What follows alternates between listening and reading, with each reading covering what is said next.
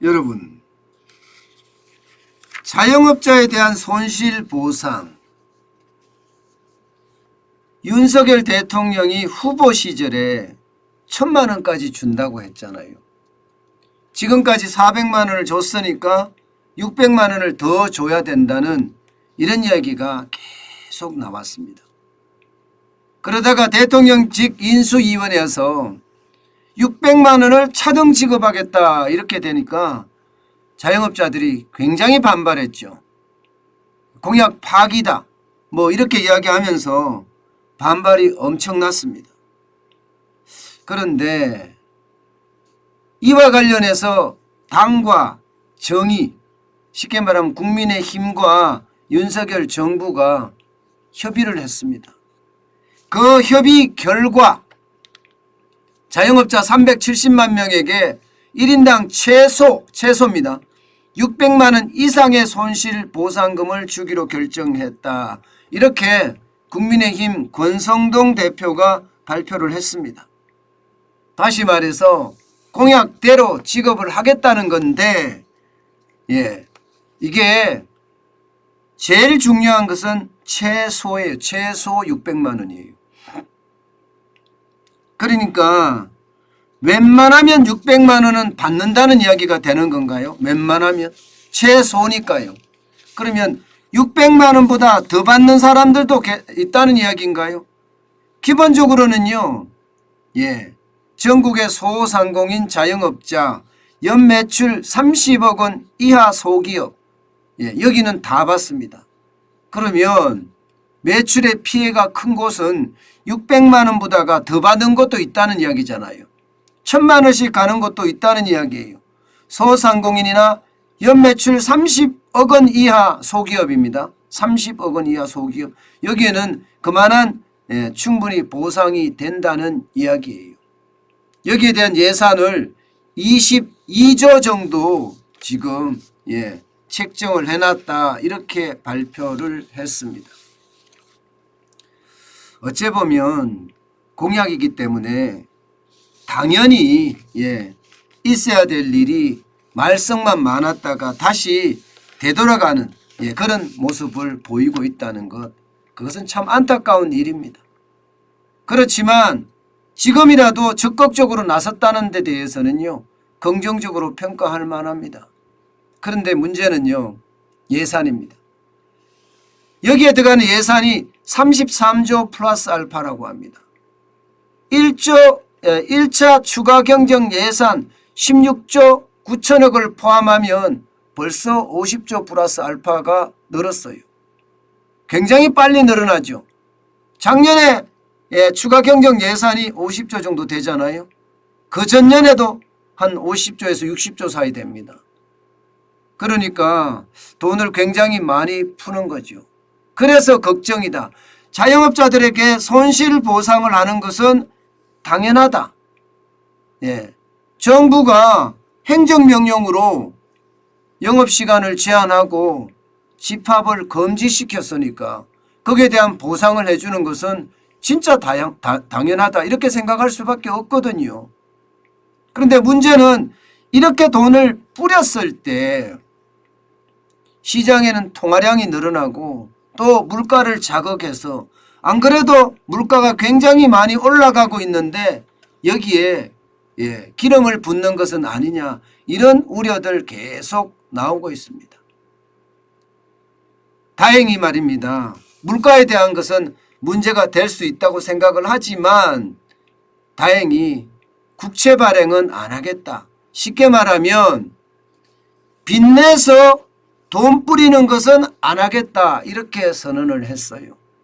올해 초과세수가 53조 정도 된다고 이야기하면서 이 53조를 활용하는 방안으로 그러면서 적자 국채는 발행하지 않겠다 이렇게까지 선언을 했습니다. 이건 불행 중 다행이라고 봐야 되나요? 다행이죠. 나라 빚이 안 그래도 지금 1075조나 됩니다. 어마어마한 빚이에요. 안 그래도 지금 수출까지도 적자가 나고 있는 상태에서 나라 빚까지 또 늘어난다면 그야말로 걱정이 태산처럼 커질 텐데 그나마 적자 국채를 발행하지 않는다고 하니까 다행이다, 이런 생각은 듭니다.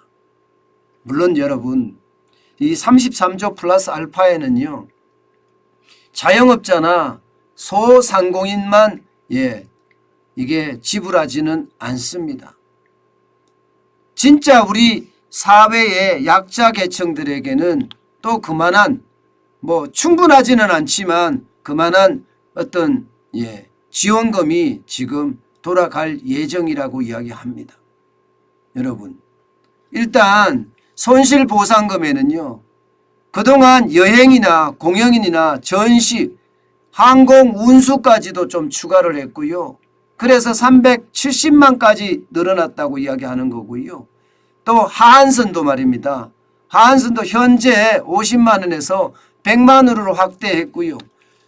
손실보상 보정률도 현행 90%에서 100%로 확대하는 그런 내용을 포함을 했습니다. 물론 앞으로 지금 금융지원에 대한 것도 지금 많이 준비를 하고 있다 이야기합니다. 왜냐하면 자영업자, 소상공인 지금 돈 빌린 게 엄청나거든요. 특히 2금융권이나 3금융권에서 빌린 돈 1금융권으로 저금리 대환대출도 해준다는 이야기까지 지금 나오고 있는 거고요. 여기에다가 특고가 특수고용직이죠. 법인 택시나 전세, 노선버스나 문화예술인, 보험설계사, 대리기사 이런 분들에게도 최소한의 비용, 그리고 저소득층 취약계층 225만 가구에게도 긴급생활지원금을 한시적으로 75만 원에서 100만 원으로 확대하겠다, 이렇게 이야기하고 있고요. 농어민에 대한 부담도 좀 완화하기 위해서 비료나 사료가 가격이 많이 올랐잖아요. 여기에 대한 내용도 추가 발표한다고 이야기합니다. 물론 방역에 대한 강화 부분도 지금 포함이 됩니다. 진단검사비나 필수 방역에 필요한 어떤 내용들을 지원하는 것까지 포함을 하고 있습니다. 이게 여러분 가장 크게 문제가 되는 것은요, 적재적소에 필요한 곳에 필요한 만큼 지원하는 것은 저는 당연하다고 생각을 해요. 그런데 혹시라도 6월 1일 지방선거를 앞두고 말입니다, 포퓰리즘 성격으로 뿌리는 것은 아닌가, 다시 한번 생각을 해봐야 되는 부분이기도 합니다. 문재인 정부처럼 선거 앞두고 포퓰리즘 쪽으로 돈을 푸는 것은요, 결국 말입니다, 국민이 그 모든 부담을 다 떠안아야 됩니다. 그렇기 때문에 무조건 포퓰리즘적으로 푼다, 저는 이것도 나라 경제를 좀먹는 그런 최악의 어떤 수순이다, 이런 얘기 여러 번 말씀을 드렸습니다. 또한 말입니다, 윤석열 대통령이 후보 시절에 공약을 굉장히 많이 했어요. 266조 원이나 했습니다. 이 부분에 대해서도 심사숙고가 필요합니다. 필요하면 대통령이 국민들에게 제대로 된 사과를 해서라도, 물가가 폭등하고요, 통화량이 늘어나서 거품이 끼는 것은 반드시 막아가야 합니다. 그래야지만이 우리 경제가 반석 위에 올라갈 수 있습니다. 돈을 뿌리는 것은 좋을지 모르나 그 돈이 적재적소에 활용될 수 있도록 반드시 점검하고 또 점검해 봐야 될 것 같습니다. 자영업자들에게는 600만 원, 최소 600만 원이라는 돈은 어떻게 생각하면 마중물이 될 수도 있습니다. 그동안 손해를 어마어마하게 봤기 때문에 그에 대한 필요한 돈을 지원받는 거라서 한편으로는 안도의 한숨을 쉴 수도 있어요. 그러나 앞으로 경제가 더 나빠진다는 그런 진단도 나오기 때문에요, 아끼고 절약하고 그리고 움직이는 것, 움직이면요 뭔가 새로운 세상이 보이거든요. 그런 스스로 돕는 역할, 자기 스스로 자기를 돕는 역할을 많이 해야 된다. 이 말씀은 제가 꼭 드리고 싶습니다.